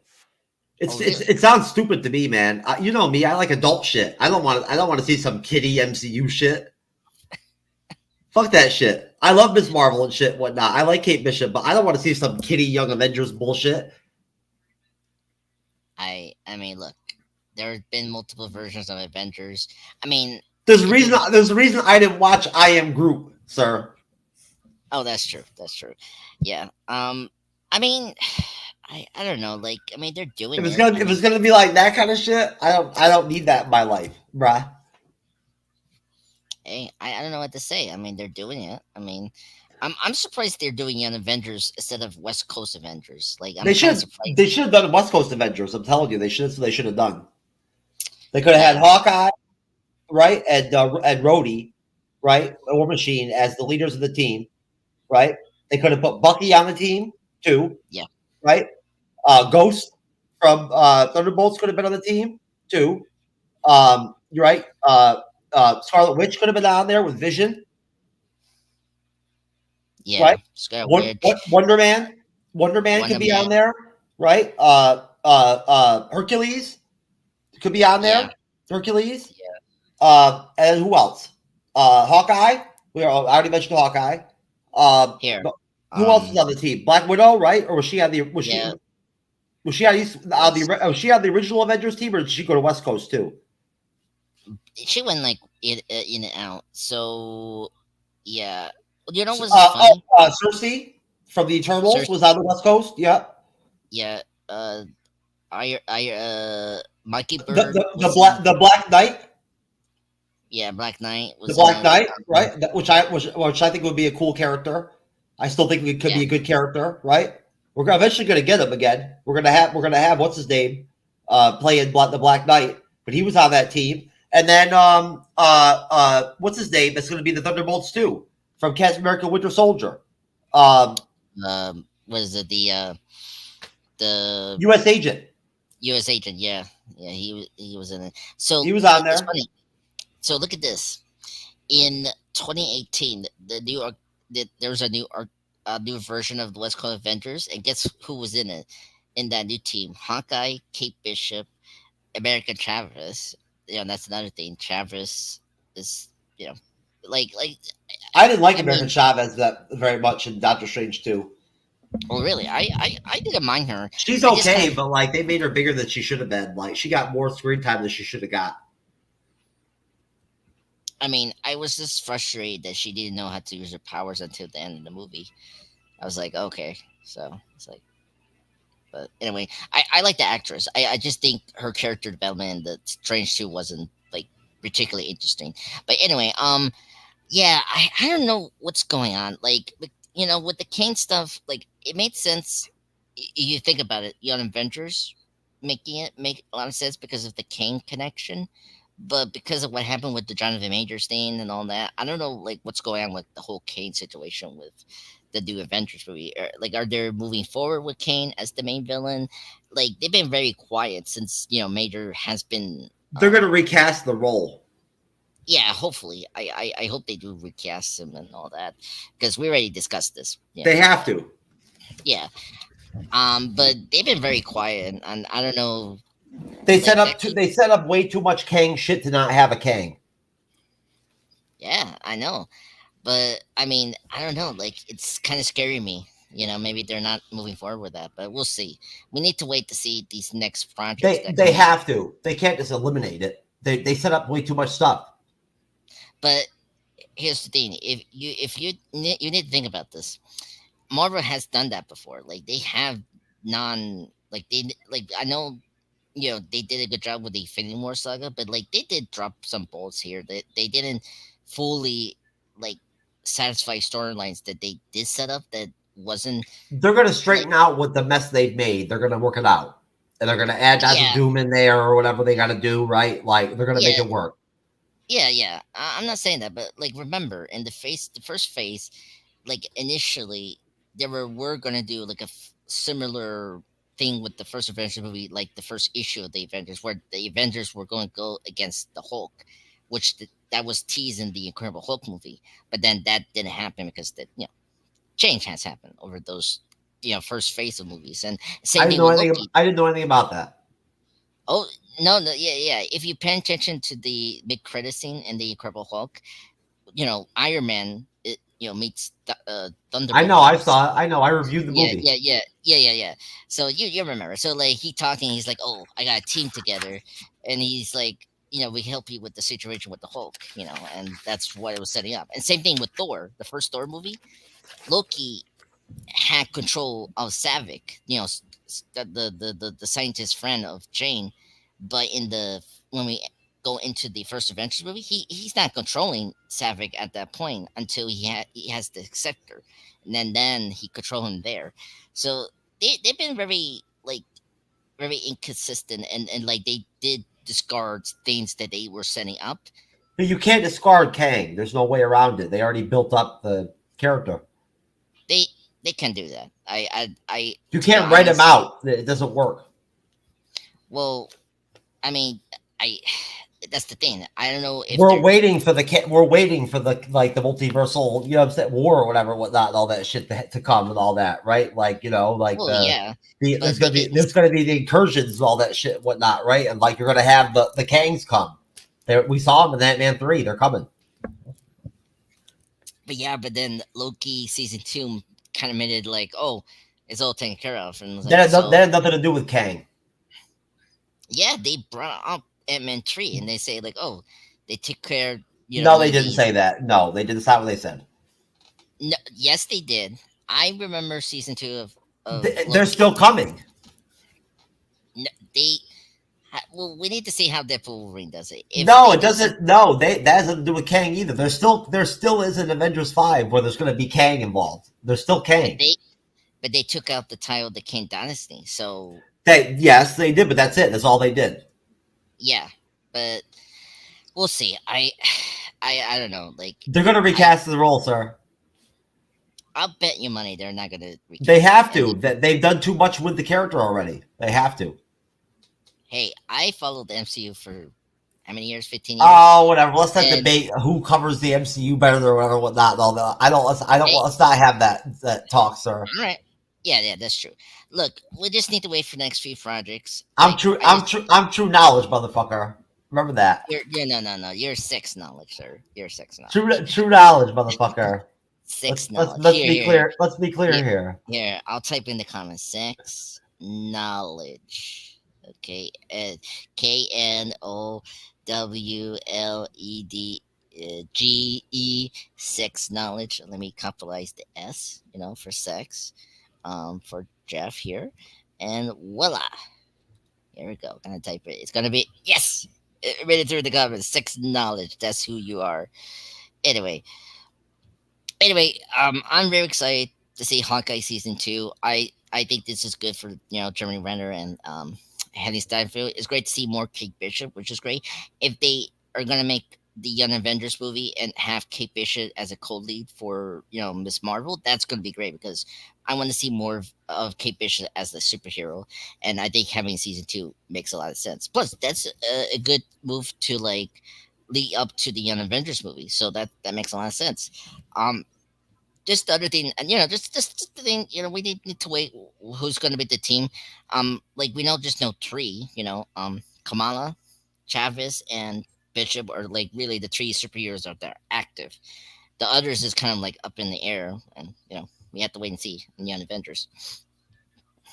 I'm looking for the damn Gunn video that I downloaded so I can play it. Oh, really? That's what I'm trying to find. Yeah, I'm trying to figure out which one, where the hell it's at. Here, I can maybe pull that from YouTube. No, I've got it. I already downloaded it. Okay, just let me know if you need any help. No, I'm just trying to find it. It's in my downloads. Okay. Well, yeah. Where is that shit, folks? Ready to move on to our DCU segment and get the hell out of here. If I can find this stupid Gunn segment. Where is that shit?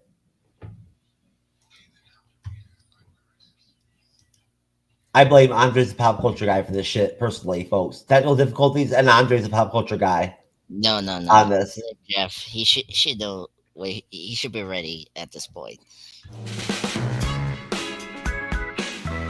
A dramatic fight between 2 wild kangaroos on a suburban street in Australia. The 2 marsupials slugged it out for 5 minutes. The experts say the kangaroos often fight in a bid to become the dominant male. Is that real? In a group. Is that real? Wow. I assume it is. I've never seen 2 They do kangaroos. that. Wow. Look at that. I assume it is. Okay. All right. I like kangaroos. Yeah. But this whole idea of wanting to be the dominant male, can you imagine? Can you?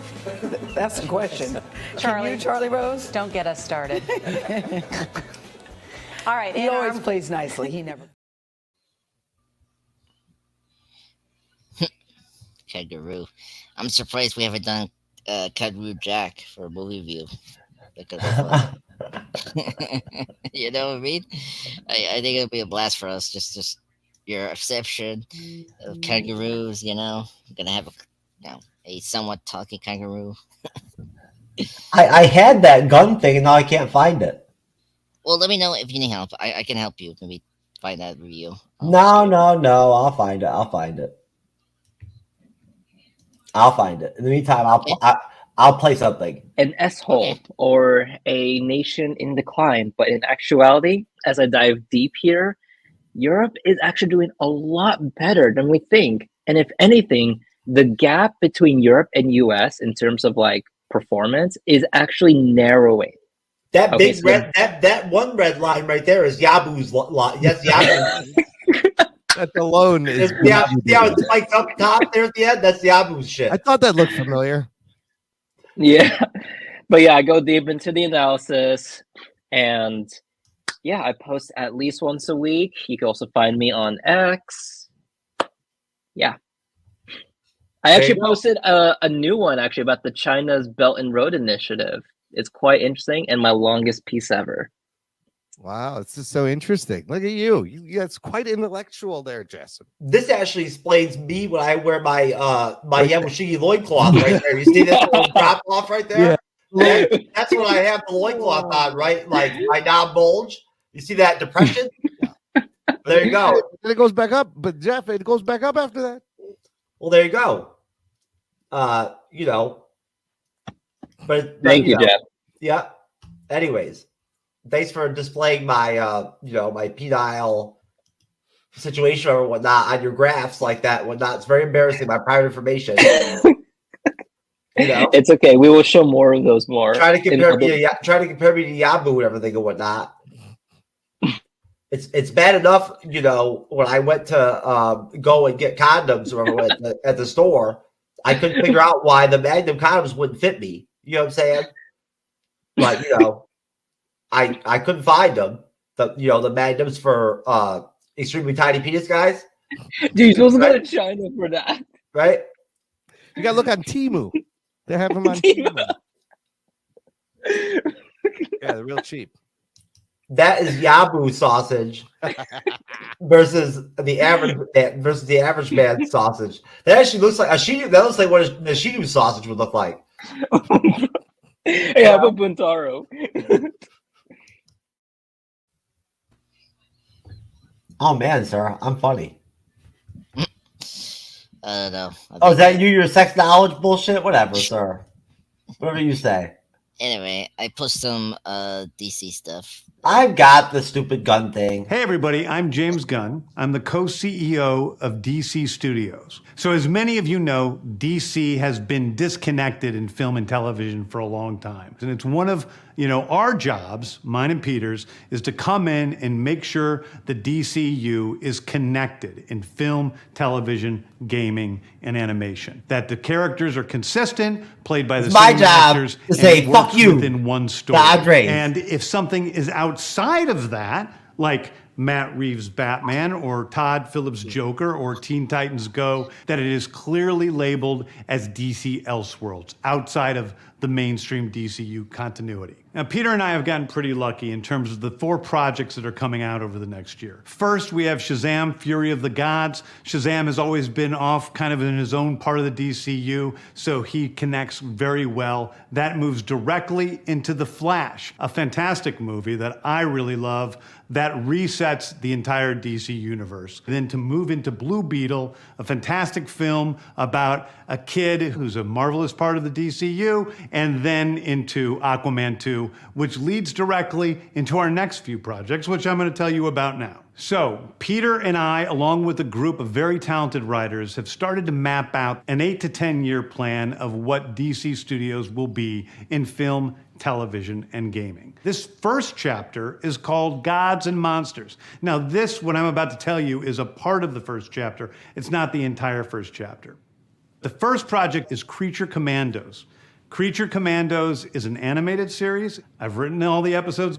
Something we're going to do that's a little bit different at DC is we're going to have characters move into animation, out of animation, usually having the same actor play their voice as who plays them in live action. The next project up is Waller. This is a story of Amanda Waller, played by Viola Davis. Viola Davis is going to team up with members of Team Peacemaker, and this is a story that's been created by Crystal Henry, who did Watchmen, and Jeremy Carver, who created the Doom Patrol. It is a fantastic story that's out of this world, and I can't wait for people to see it. Okay, next up is the big one, the true beginning of the DCU.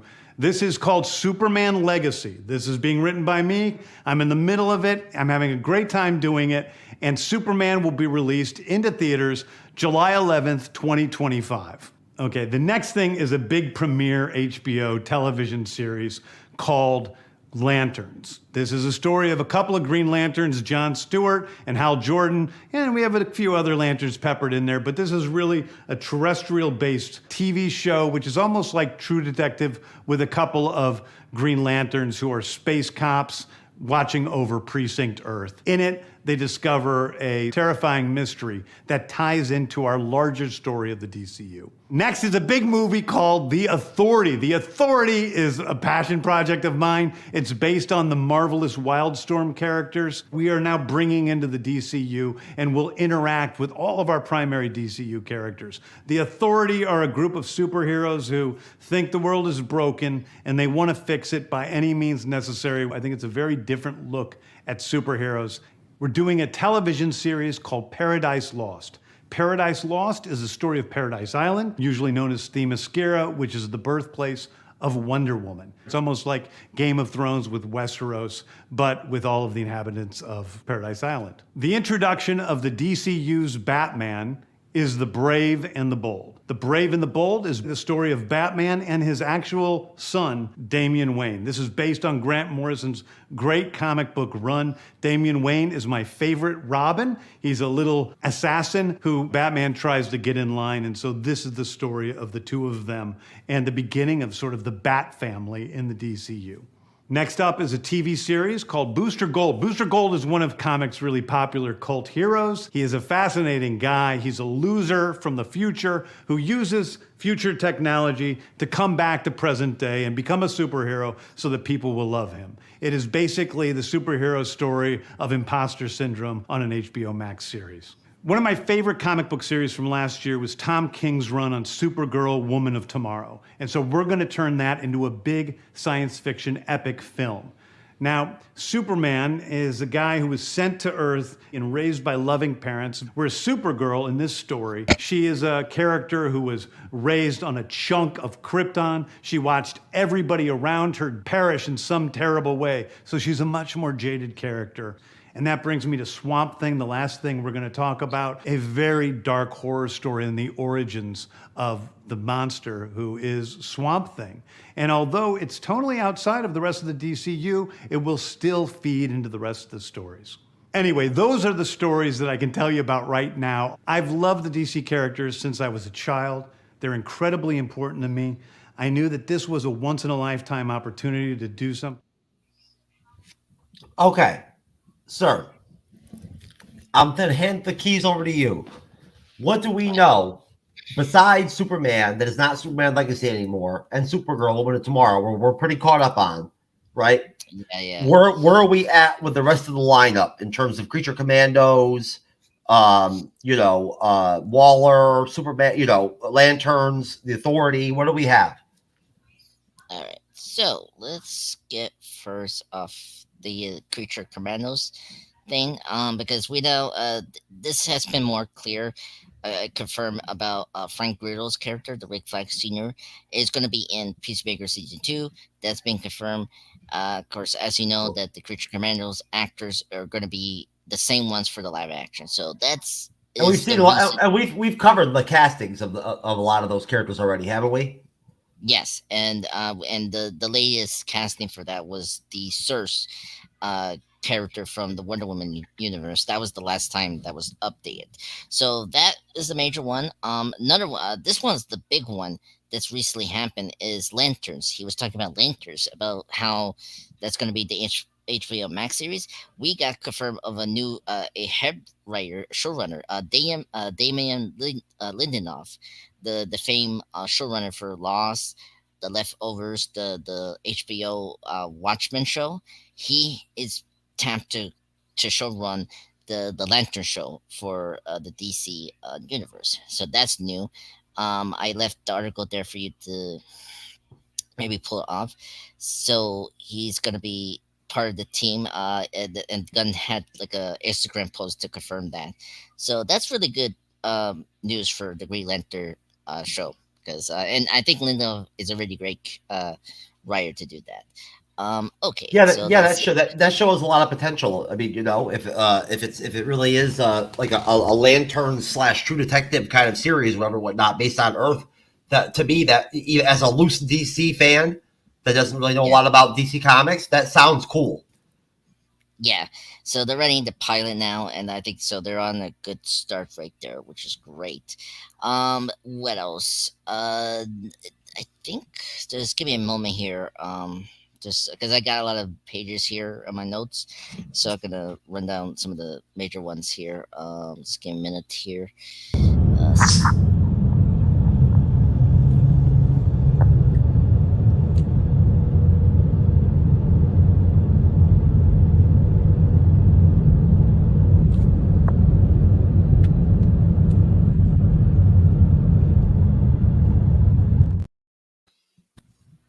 What? I can't believe it. I am fully just memorized how you find these clips, and I'm just even engrossed with that scene, which was so fantastic. Anyway, I'm getting back to what I'm saying before. So nothing new for Brave and the Bold. Just want to bring up nothing new and confirmation about that movie besides just rumors. That's really it. I mean, they haven't confirmed if Machete is still on or not, so that's a little up the air. So nothing new has come up with Brave and the Bold. Swamp Thing. Nothing new for that. They're saying they just want. They've got James Mangold involved, right? Yeah, from like a long time ago. They say he was like circling around that. Hopefully he's still in the project, because he's doing another movie about Dylan biopic The Authority. Now, this one, I think The Authority is going to be maybe the next movie after Supergirl, because Gunn just confirmed that they haven't yet done casting yet with The Authority, and we know we have already the engineer that's from the Authority comic book series. From it's gonna be Superman. Yeah, so I think the Authority will be maybe the third project coming after Supergirl after 2026. So nothing new there. He just kind of brought that up in one of the interviews. So that's what happened. What else? Recently he brought up the Teen Titans is going to get the big screen movie. That's right. There. Yeah, I heard that rumor that they're going to do a Teen Titans actual film. Yeah, so I put this in my notes because I know probably people want to know about this. So yeah, so Gunn has confirmed that's in development. Nothing, there's no cast or a director or writer yet, but just confirmed that yes, Teen Titans is part of the Chapter 1, maybe, for the DC universe for Gunn. So, but that's good news because I like the Teen Titans team. And I think it's great. What else? I want the pizza dough wrestler guy on Teen Titans. Oh my god. Okay, very funny. Very funny, very funny. Oh my god. Now you lost. Oh my god. Concentration. Oh my god. What are they gonna do with you, sir? Okay, let's see. When he throws the dough at the opponent and he catches it. Oh, yeah, very funny. Another big thing. Speaking of the Matt Reeves Batman being Elseworld, do you remember that there was an Arkham spinoff from that? Yeah, show? Arkham Asylum spinoff series they're going to do along with the Penguin series. So that has changed since this announcement. Apparently, that's not going to be part of the Matt Reeves universe. It's going to be part of now Gunn's Slate, his universe. So that's going to be probably a connection to the Brave and the Bold Batman. So that's something that was new, like a couple of months ago. So we're gonna cover the Penguin show when it comes out. Yeah, soon. In the next couple of months. There's no release date. Yeah, no release date. It probably will drop in October or November, whenever it's going to release. It's going to happen probably in the mid 2024. So that's going to be exciting. Okay. Nothing new for Paradise Lost. Nothing. But except for Source, the fact that we cast Source in Creature Commandos, we can see that actress that was cast in the Creature Commandos will probably appear in Paradise Lost. That's something that's new. I think Paradise Lost could be another game changer type series. That could be a real crossover series that would be a comic book series, but really crossover into the cultural mainstream. You know what I'm saying? It'd be a hit, right? Like a drama. Yeah, no, it worked. I mean, it could be the level of House of the Dragon / Game of Thrones. That's what I'm saying. Yeah, that kind of thing. Yeah. Yeah, so I think that could. That's why I think the whole partnership with Gunn and HBO Studios is a real game changer. Yeah, no, I agree. And I think that's really it in terms of the DC. Well, what about? 端からまでね、ギザ生地を回すこと以外にほぼデータがなかったんですが、ただもんじゃないですね。結構ね、ルイズ・プリモ選手の情報って意外と少ないですよね。少ないんですよ。SNS でね、ピザ生地を回しながら戦う姿の動画がですね、めちゃくちゃバズったんですが、そのバズった以上の情報が入ってこないんですよね。そうなんです。今度はピザ。Yeah, so I just put in the comment here. I got news for that guy. Please show it to the folks. Jeff, he's coming in 2027 of May 5th in theaters. So it's very true. What are you talking about? Yeah, look, the pizza guy wrestler is gonna come out. His movie is gonna come out in 2027. Oh, okay, all right. In theaters, and we can see more of the dole. The flips and.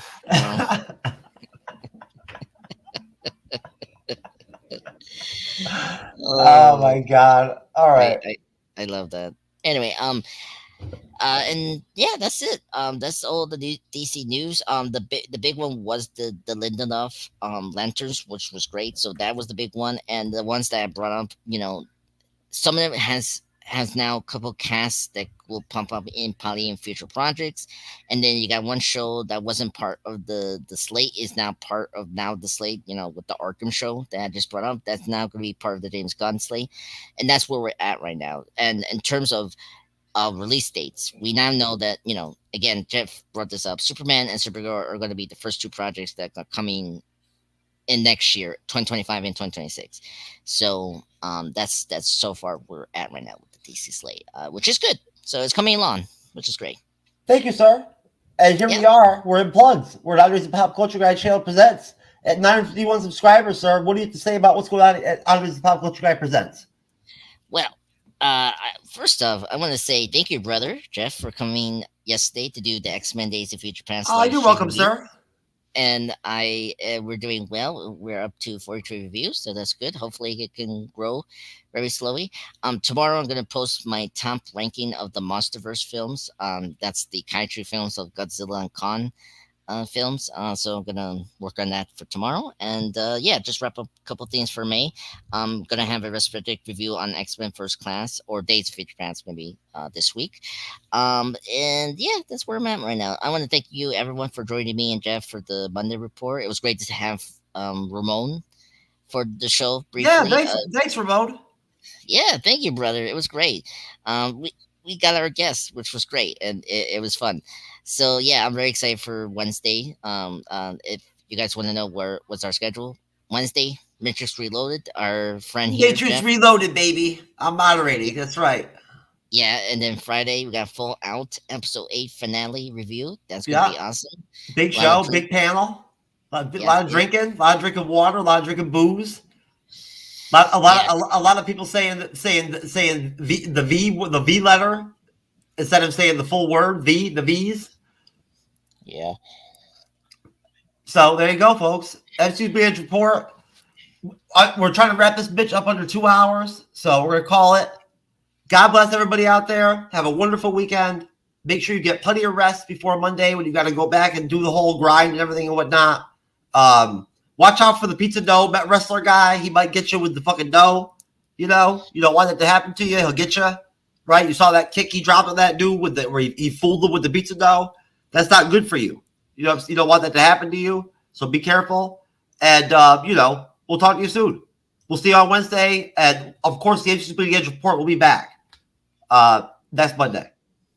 So we'll see you later.